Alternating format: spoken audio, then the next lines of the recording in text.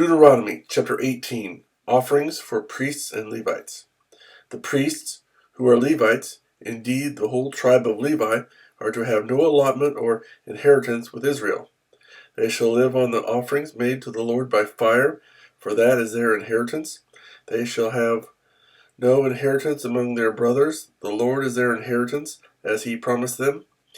This is the share due the priests from the people who sacrifice a bull or a sheep, the shoulder, the jowls, and the inner parts. You are to give them the first fruits of your grain, new wine and oil, and the first wool from the shearing of your sheep, for the Lord your God has chosen them and their descendants out of all your tribes to stand and minister in the Lord's name always. If a Levite moves from one of your towns anywhere in Israel where he is living and comes in all earnestness to the place the Lord will choose, he may minister in the name of the Lord his God like all his fellow Levites who serve there in the presence of the Lord.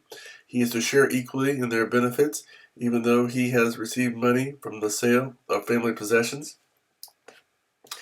Detestable practices.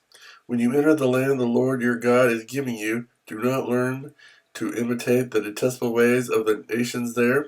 Let no one be found among you who sacrifices his son or daughter in the fire, who practices divination or sorcery, interprets omens, engages in witchcraft, or casts spells, or who is a medium or spiritist, or who consults the dead.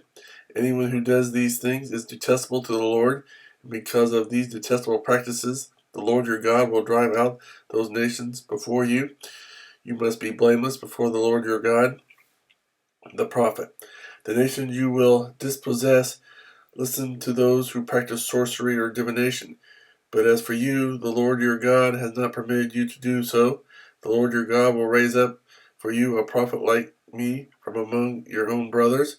You must listen to him, for this is what you asked of the Lord your God at Horeb on the day of the assembly, when you said, Let us not hear the voice of the Lord our God, nor see this great fire any more, or we will die.